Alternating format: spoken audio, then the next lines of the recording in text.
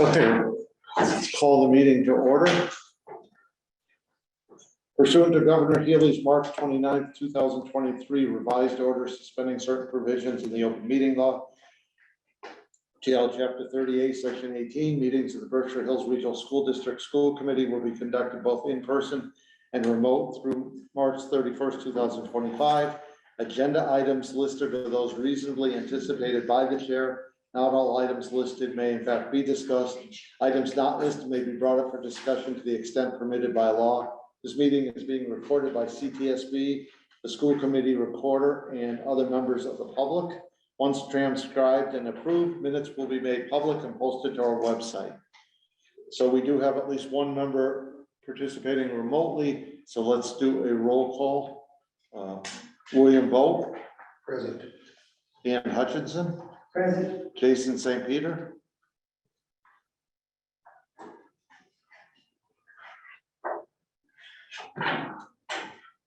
Jason, if you can unmute yourself.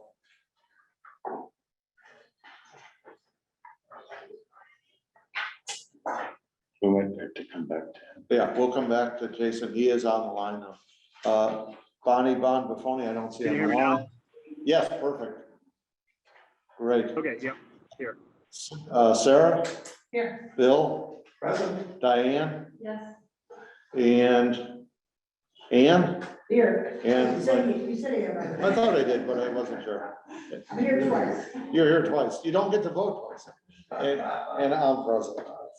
We'll start with the minutes of June 1st, 2023 and June 15th, 2023. Do I have a motion? So moved. Do I have a second? Second. Thank you. So a motion by Bill and a second by Bill. Any discussion? Hearing none, roll call vote. Bill? Aye. Ann? Aye. Jason? Aye. Sarah? Aye. Bill? Yes. Diane? Yes. Rich isn't here, so, and myself, aye. It's unanimous.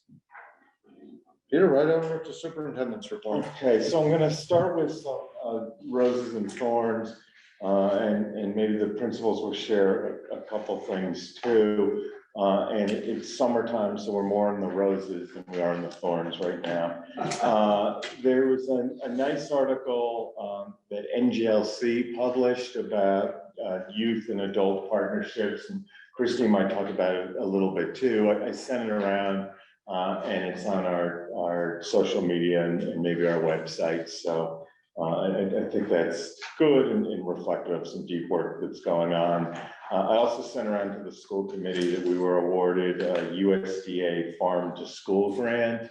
And that's in the amount of $133,000. I think there were a handful awarded in Massachusetts, and but in Boston got one, and it's the same amount that we got. So that's sort of neat. And this is very much tied to our Chapter 74 vocational program, the horticulture program. And it's about trying to bridge the gap between that program and our Project Sprout Garden and getting more food and other things. One of the things we wrote into the grant was having farmers in residence work with us. So a different farmer every month come in and work with the students, which I think will be fun. So we're trying to finalize some of who those farmers are. So I'm excited about that. And then we got another round of support from Berkshire United Way for our out of school time or after school program. And I think that's in the amount of $45,000. In sort of a passing conversation, and we're, I'm going to ask you to approve a donation later, but I think it's probably a good practice to also approve grants as we get them. So I'm not going to ask you to do it tonight, but at the next meeting, I'll have recent grants that we've received, and I'll formally ask the school committee to approve them. So I think that's it for me. Katie, the elementary school principal's out of town, so she's not going to have anything. Tonight's our first night with Miles, not as the heir apparent, but the actual principal. Anything going on, Miles?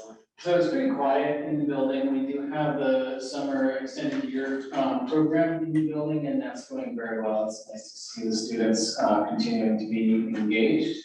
I will say that for most of the year, the custodial staff is kind of in the background, but in this time of year, they're front and center and really making hay.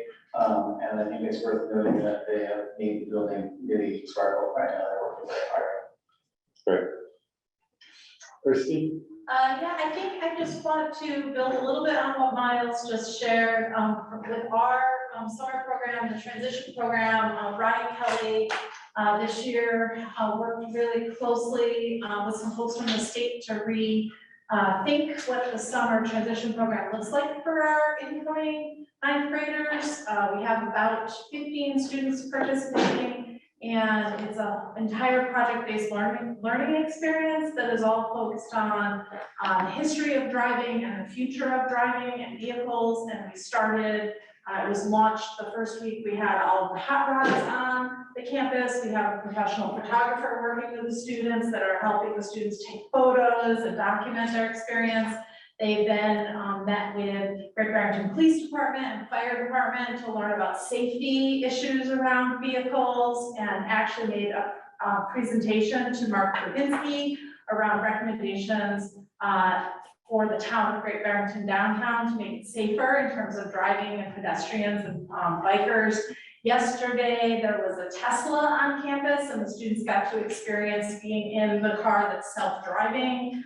They built robots, and today Keith Wright and I joined the students for a whole morning of robot competitions where we had scavenger hunts and we had relays with the robots, and it was really a great time. So I think it's really exciting. They will be ending the week of August 10th on that Thursday at the Berkshire Innovation Center, and the students will actually be doing presentations that is open to the public. So if any of you are interested in going up there that Thursday of that week, I encourage you to go and see what the students actually have accomplished. It's quite an amazing product this year. So. Great. We don't have students joining us tonight. Hopefully they're vacationing or working or doing something else. But I have asked Colin Shebar to join us. He's joining us electronically, and let me just give him access. Colin's our new Director of Learning and Teaching. So Colin, if possible, if you could introduce yourself, tell people some of what you're discovering and some of what you're working on, that would be great.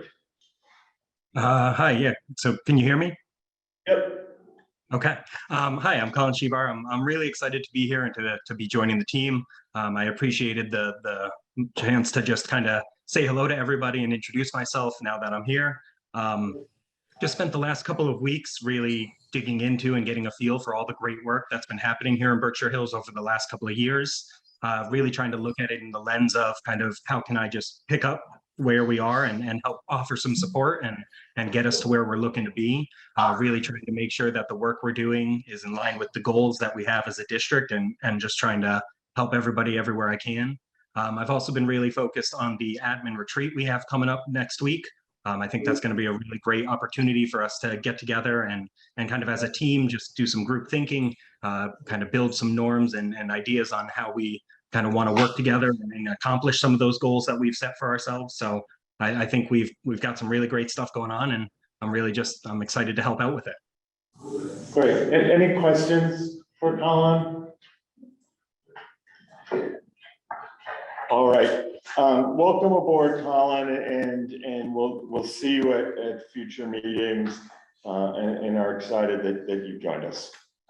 Thanks, me too. Okay. So we're going to pass on JP Oken, our Director of Out of School Time. I'll have him come to a future meeting. The next thing in the packet is a memorandum of understanding, and this is connected to the parent and family liaison position.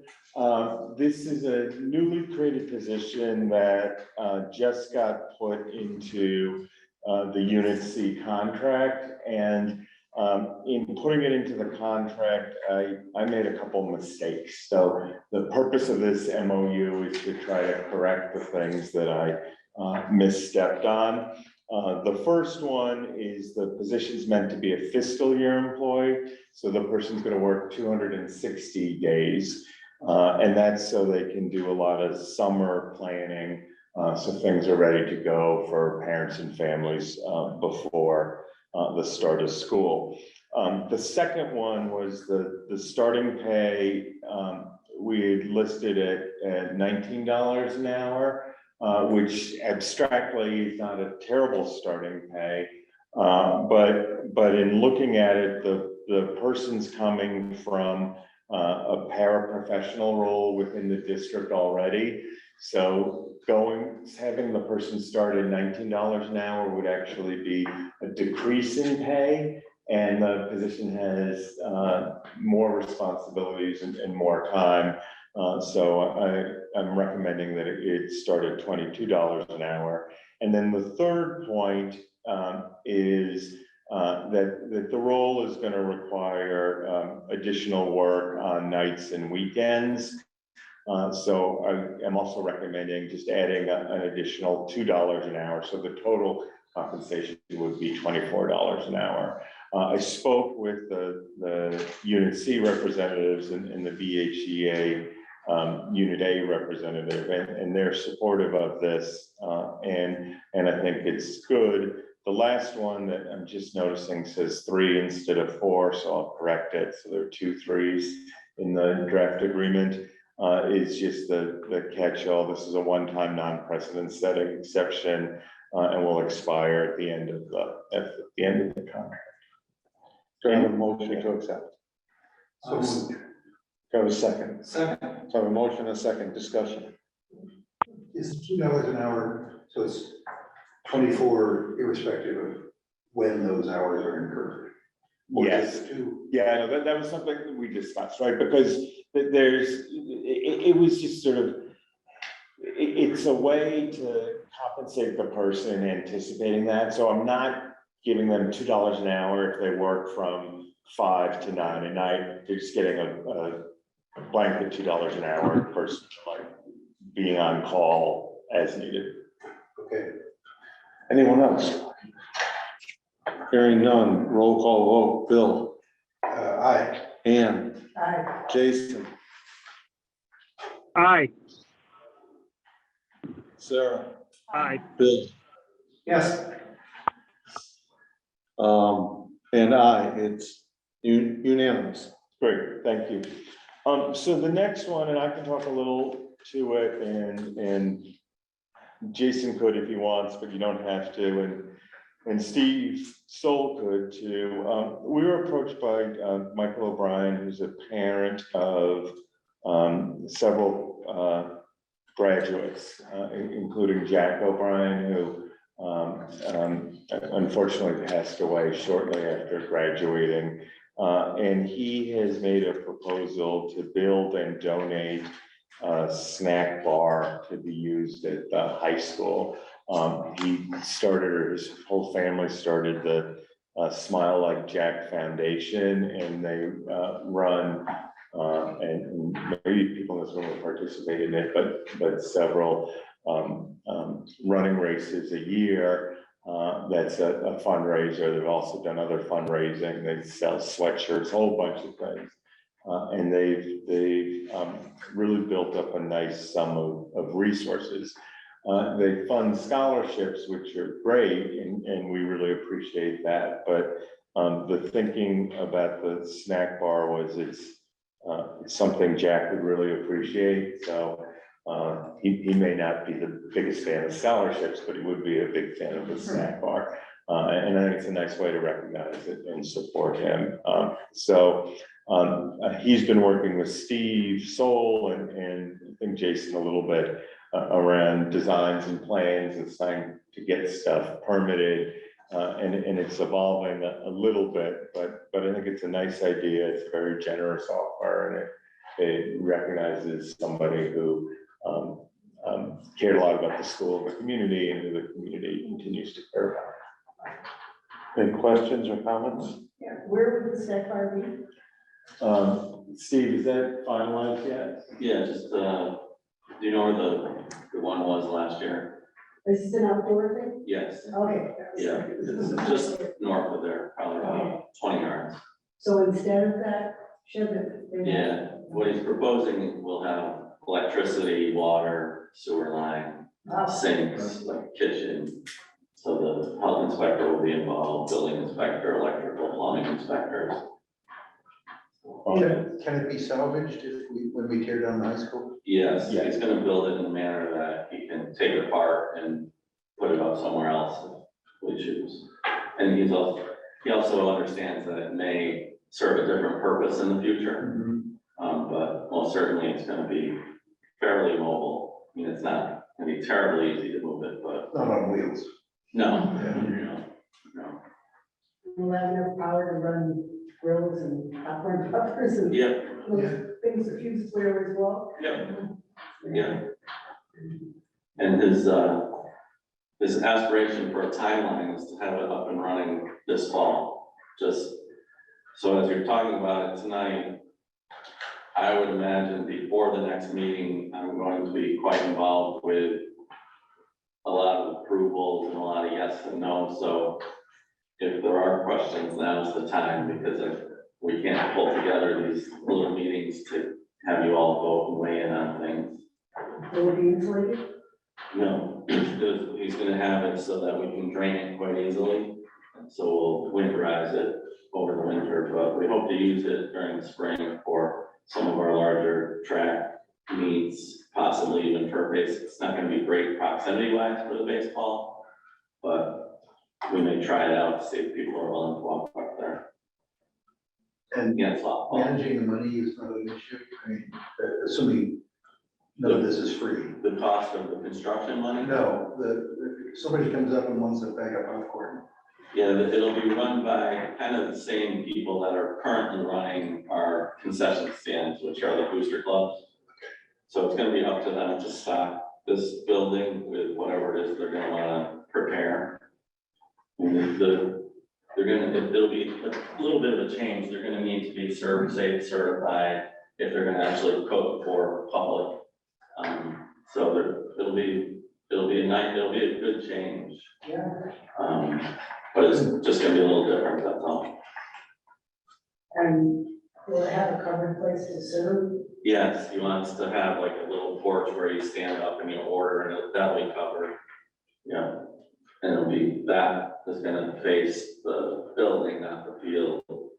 And the side that faces the field is gonna be mostly glass, so that people inside can actually see the. Yeah, he's put a lot of thought into this, that's for sure. Anyone else? So motion to accept? Please. Do I have a second? Second. So I have a motion and a second. Any other discussion? Great. Hearing none. Roll call vote, Bill? Aye. Ann? Aye. Daisy? Aye. Sarah? Aye. Bill? Yes. Diane? And I is unanimous. Could we, Steve, have a letter from the school committee thanking him? Sure. Yeah. Yeah, absolutely. And let's do that, and maybe when it's open and running, Yeah. we all go to Right. the first game and recognize it at halftime or something. Yeah, that'd be great. But, yeah, I think that's really neat and very generous of the whole O'Brien family, and surrounding friends.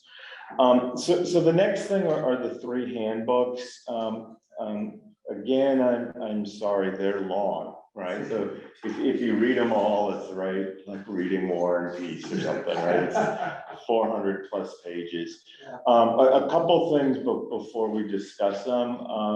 Even since we shared them with you, we've caught some typos and we're fixing those.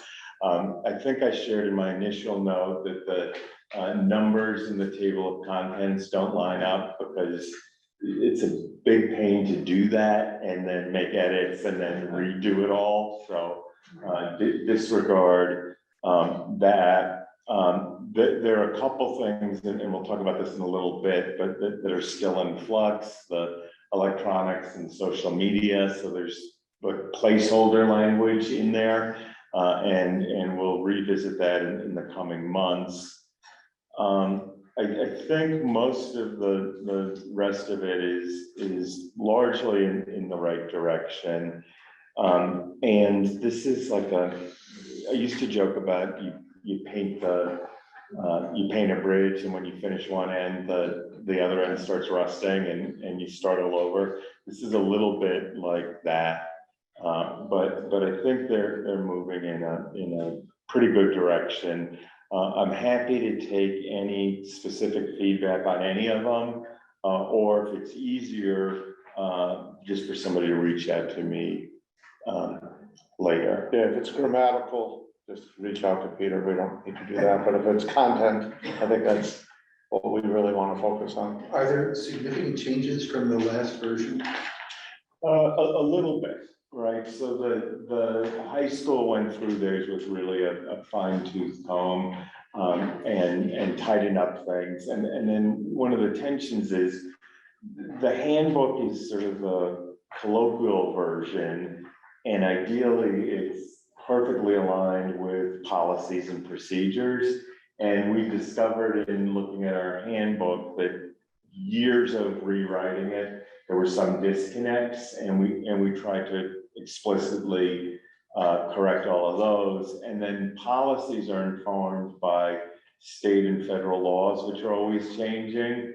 So we may have changed a policy, and it might not have yet trickled down into the handbook. So how are these used? Who are the principal users, and how do they? I think there are really two ways that it happens. Somebody's new to a school or new to the school community, and they're really eager, and they read it cover to cover, right? And that's like the rare exception. 10% of the people do that.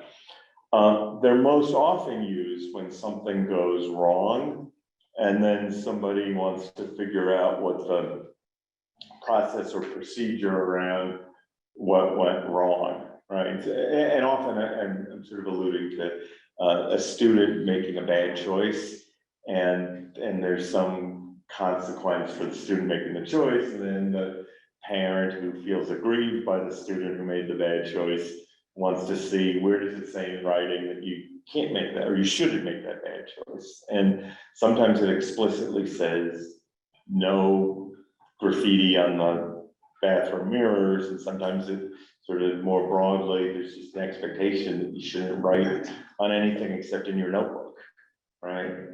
So I think that's where it's more commonly used.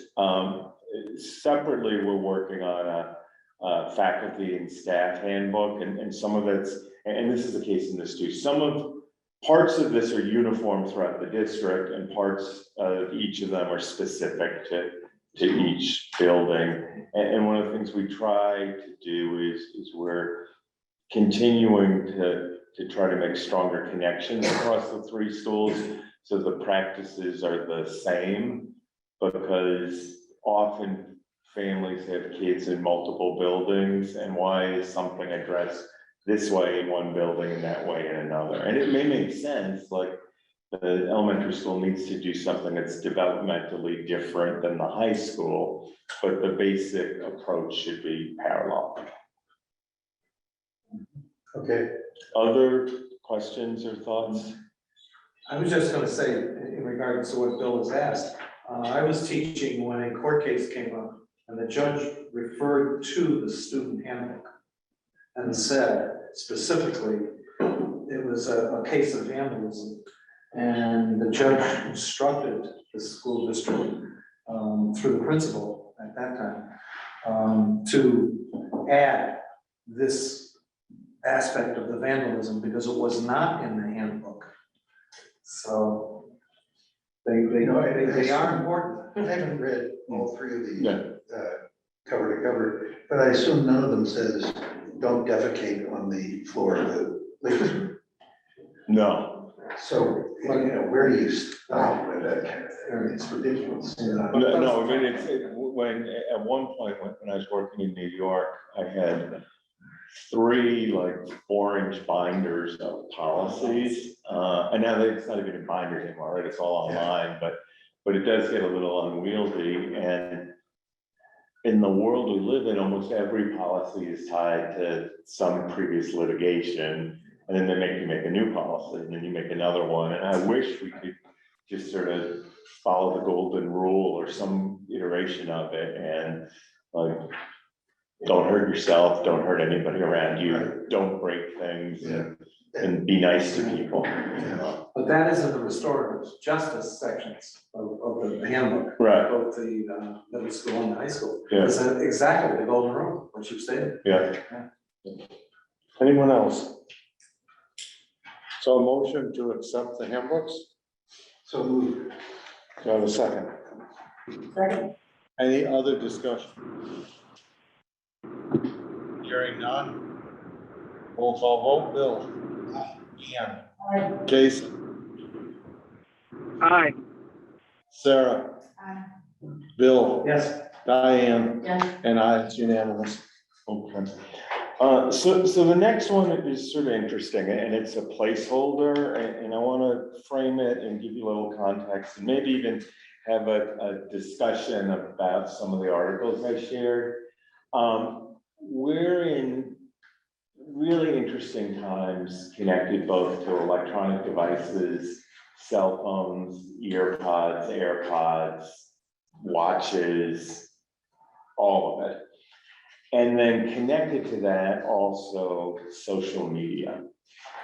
And in the packet, I shared a couple documents. One is the Surgeon General's report around sort of the really devastating impact of social media, particularly on adolescent girls, though boys are impacted by it as well.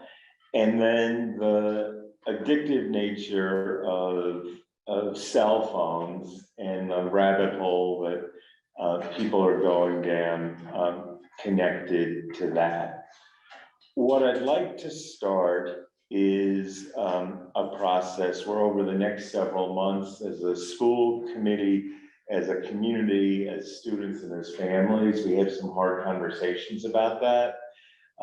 Do some additional research, gather some data, hear a lot of voices, and then come to the point where we make some decisions and have our policies and practices catch up with the realities.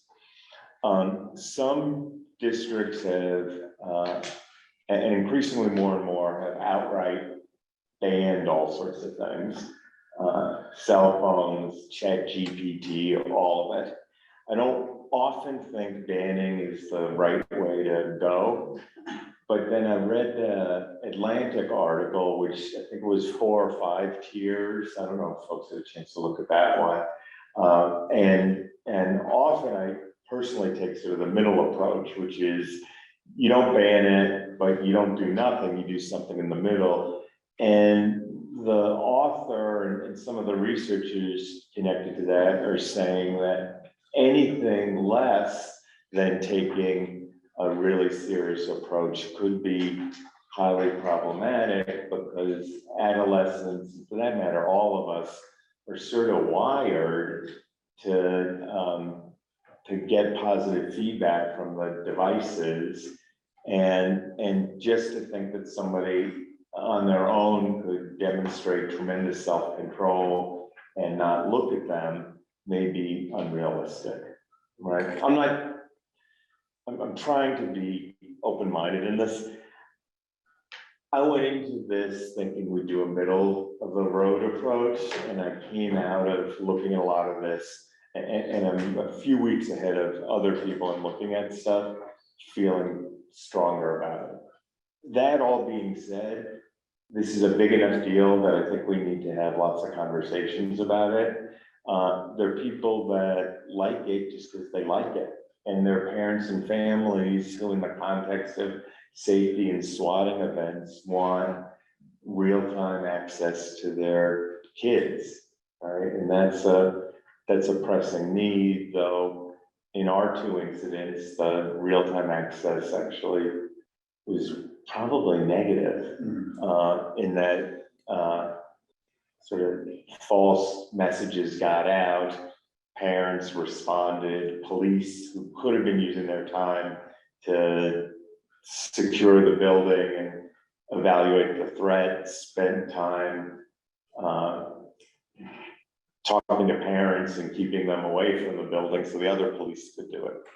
Whole bunch of stuff here, whole bunch of stuff to unpack. In an ideal world, we would have gotten far enough in this months ago that we could start the school year with a particular approach. We don't have the time to do that. And the other thing we were waiting on was the commissioner's update in grant funds to study it and do something. He ended up releasing that on Monday, and Colin, Sharon, and I submitted the grant yesterday or this morning. So we turned it around really quickly. It's first come, first served. Based on their guidelines, we're eligible for $20,000. So it's not nothing, but it's not a huge amount of money. And we're proposing to use that to gather information, do some training, and then collect data on where we're going. We have existing policies on the books, which are essentially that we shouldn't see them in school. But at the same time, we know that teachers and staff spend a lot of time trying to get students off of their devices, right? So I think we'll start the school year better enforcing our existing policies as we refine those policies and decide where we want to go. Any reactions to the articles or thoughts about this, knowing that we're probably going to be talking about this for 3 months? Yeah. I was going to say, I've had conversations with kids, my own grandchildren.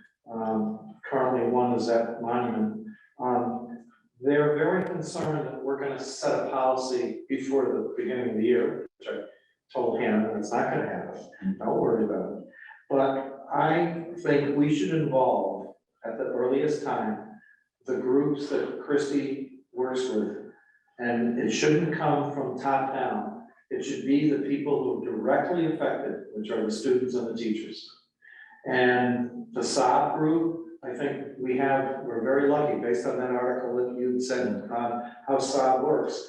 I think we give the power to the people who are involved in it and let them grapple with this, and then have us be the recipient of their ideas, and then we can better formulate a policy.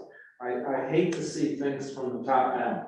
And I think in this case, it affects so many people. We're not in the classroom. I'm no longer a teacher. None of us here are day-to-day in the building. And so it would behoove us, I think, to listen to those people who are really directly affected by it and have them look at the problem. My granddaughter told me that the kids talk about this. We talk about responsibility. It's in the handbook, dress responsibly. So I don't see why we can't have a discussion on that level.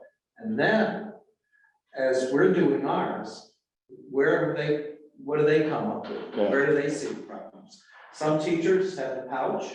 When I go to classrooms, there's a pouch. I know one, that's the first thing the kids do, put it in the pouch. And it's numbered, and she has it with the seat. So I'm not sure how that can be done in our district since it's not policy. That's the other problem, is that we really need to make sure everyone's consistent to follow policy. That's not our policy, and that shouldn't be done. Yeah. Although that could be. Well, it could be it's a classroom policy. I mean, as a teacher, you have a right to set a classroom policy. School committee is the only one who sets district policy. Or procedure or practice, but well, I agree with what you're saying, right? Like we need to get a lot of voices on this, and the big ones are students, teachers, and families. Right. And we can look at what's happening in other schools and other contexts, and work our way through it. No, I absolutely agree with Bill, just to mandate something without getting input would just be foolhardy. No, I don't want to spend the next 6 months if we implement something poorly, Defending what we implement. Yeah. Let's be deliberate, take our time, gather a lot of information and come up with something that's thoughtful. But I think at the same time, a big thing is, or two things. We should be sophisticated enough so we meet people where they are. The bottom line is we don't want to see devices in classes distracting kids from being engaged in learning.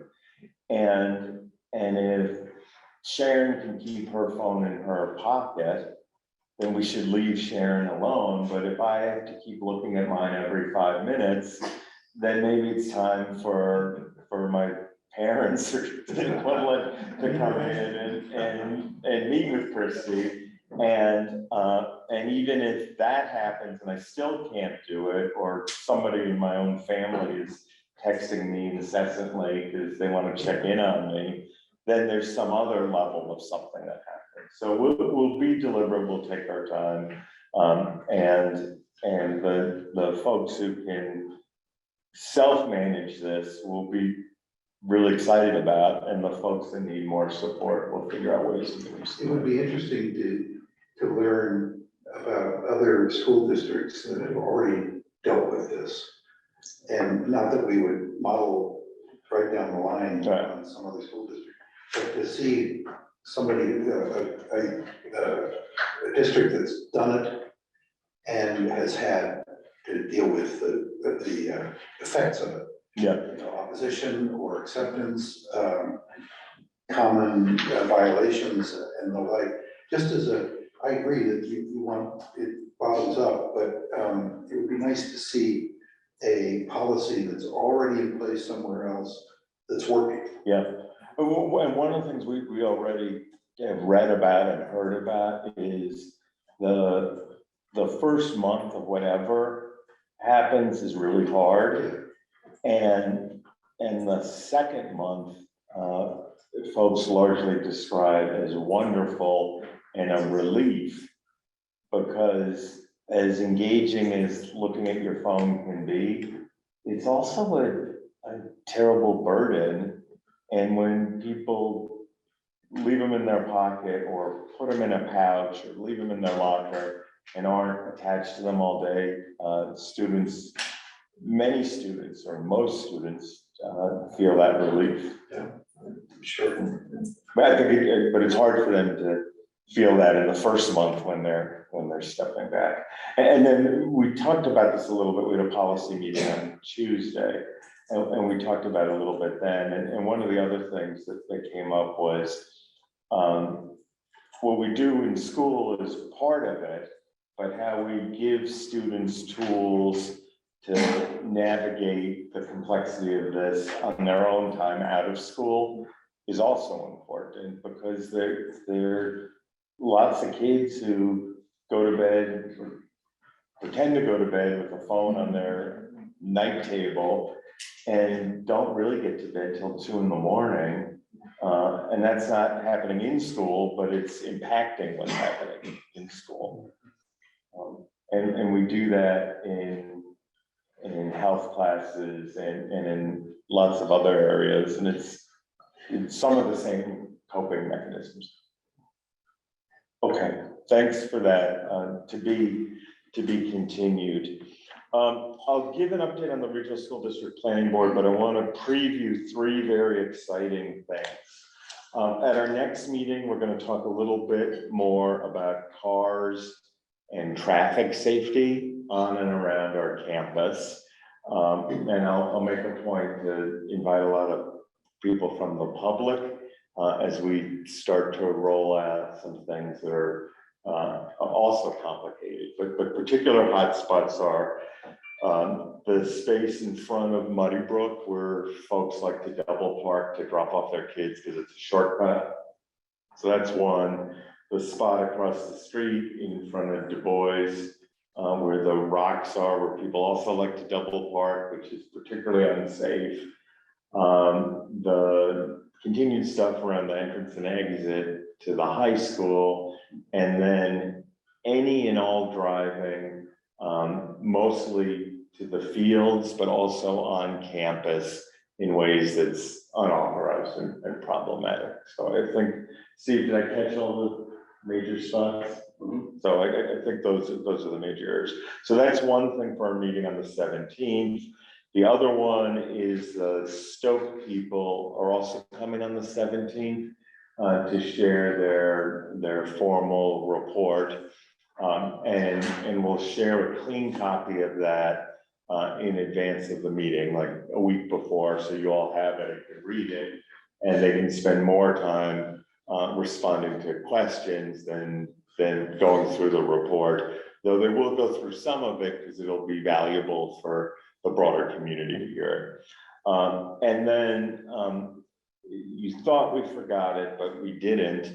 The communication report. So Sharon and I were on a very long phone call today with our communication team that we actually stopped so we could continue it in a week. And they have a report that's the 7th of September. Yeah, they have safety, like traffic safety in the Stoke report on the 17th, and then on the 7th of September, the communications report. Their report's like I don't know, 120 pages, but a lot of it are survey responses. And then they'll present like a high-level overview and specific recommendations. But that work is evolving nicely, and I think there's a lot that we'll learn from them and that will be very actionable. So that's coming forward. The last one on my side of this page is just an update on the Regional School District Planning Board. So since, and I'm looking at all the people who were there, but since we last met, the board met and voted to recommend both the merger and recommend it going to voters. There's been a little chatter in local media about that. So there was one letter to the editor saying, I don't remember the exact, do you remember the exact word? Reckless. Reckless, right? Saying that the vote was reckless. And then hot off the presses, a very pointed response that said, you could disagree, but reckless is not the right word. And we've been meeting about this for 3.5 years. And it would be hard to have a better process that was more thoughtful and deliberate. And the recent vote was no surprise. In fact, it had been talked about for months. So that continues. We'll see where that lands, but I think likely town meetings in all 8 towns in October. Probably towards the end of October, where we're aiming at right now. And the only other thing that's on this side that's not on the agenda is just, and we're going to start having a standing line for MSBA updates, but Steve did some really exceptional work on the owner's project manager selection process. And we received proposals and reviewed the paper proposals, and we're in the process of scheduling interviews now. So thanks to Steve, thanks to that subgroup of that committee, and that's moving along nicely. A pretty aggressive timeline to then try to get that done so we can make a recommendation to the MSBA so we can hit their September board meeting. On the other side are subcommittee reports. So I'm coming back with some slight updates to policy IKF, which we voted on in June, but when we looked at it, Christy and I discovered a couple typos, so we're moving some things around. The CVTE shouldn't be 0.5, it should be 1. The required credit shouldn't be 16, but should be 17. The elective is the other half, goes from 9.5 to 9. And the little bit of a line about PE and health just comes out. So that'll be voted on at our next meeting. Right. So buildings and grounds, Jason, have you met? Yes, can you hear me okay? We can. Hello? Yeah, oh, Yeah. yes, yeah, we actually met a couple times. Yeah, we did meet a couple times and, basically went over what we talked about today, the Smile Like Jack charitable, donation for the, snack shack, as well as the, different driving, issues, at all 3 districts. So, that will go over the next meeting. I think, Peter covered the Smile Like Jack meeting as well. Because I'm just, remote here, maybe someone else wanted to add something on the committee, that would be great. Anyone else? I think we're okay, Steve. Oh, Jason. Yeah, thank Thank you, you. Jason. Superintendent's evaluation, Ann? Well, we did meet and we have an evaluation that's done. Neither Corey nor I expected to be here tonight, so I believe it's going to be presented at the next meeting. Perfect. Technology is not met, finance is not met, consolidation and sharing is not met, and communications is not met. So personnel, Yes, sorry. lengthy as usual this time of year.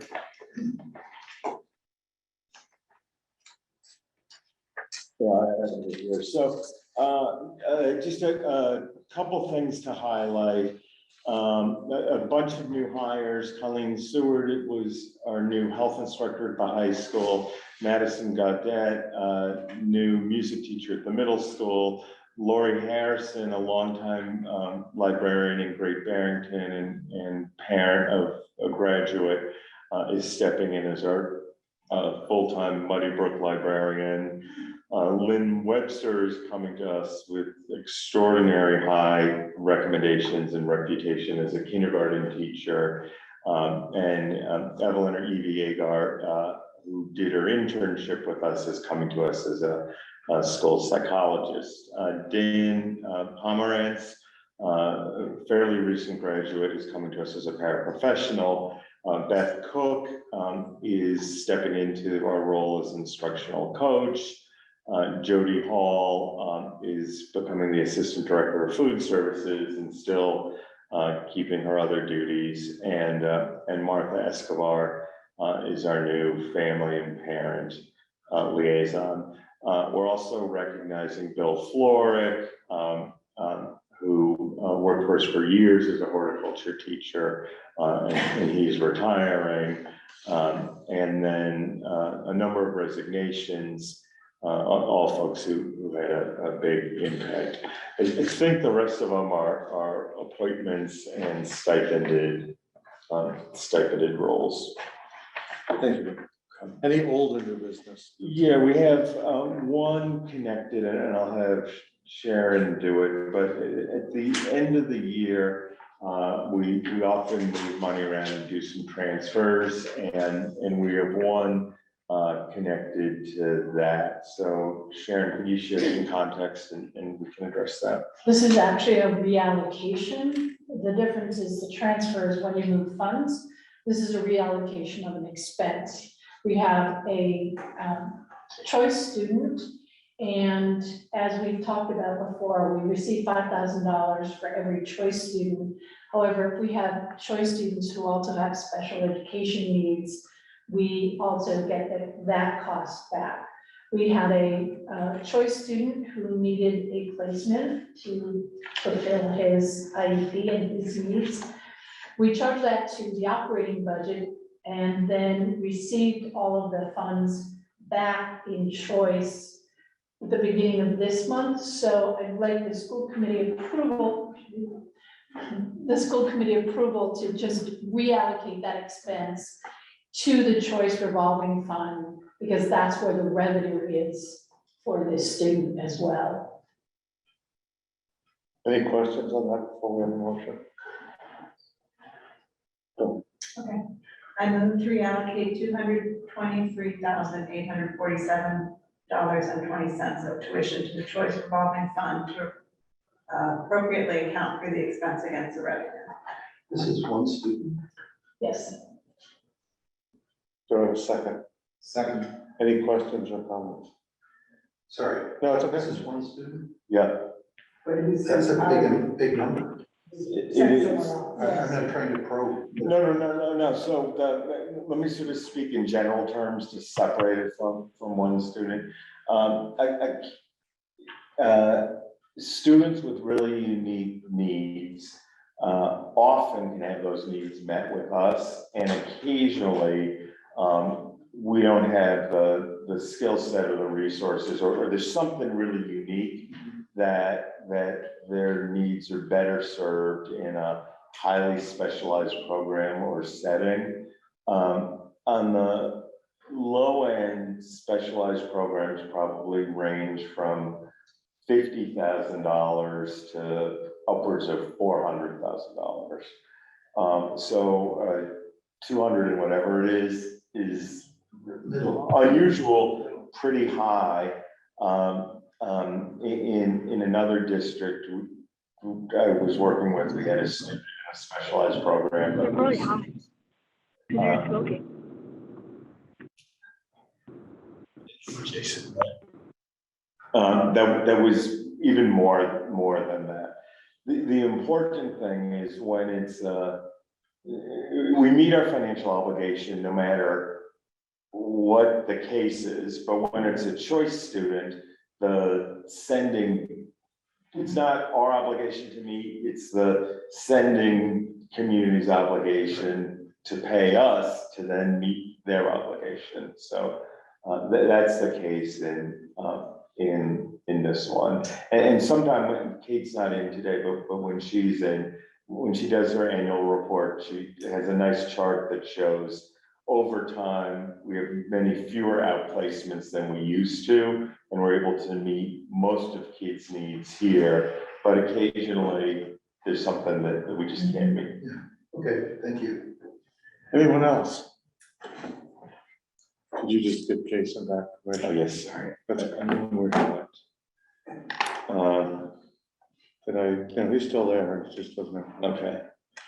So we have a motion and a second, roll call vote, Bill. Aye. Ann. Aye. Jason. Aye. Sarah. Aye. Bill. Yes. Diane. Yes. And I, it's unanimous. Just one other thing that I missed. On the bottom of the personnel report, on the last page, there is a list of current vacancies. And somebody had asked about that last time, or we should still listing the current vacancies. So we're in pretty good shape going into the year, but we anticipate filling an integrated pre-K teacher position at the elementary school, a paraprofessional position and a kitchen helper. And then at the middle school, a speech language teacher, several paraprofessional positions and a kitchen helper position. And at the high school, a paraprofessional, a special education teacher, an assistant principal. Christy, we did the point format teacher today, so that's off.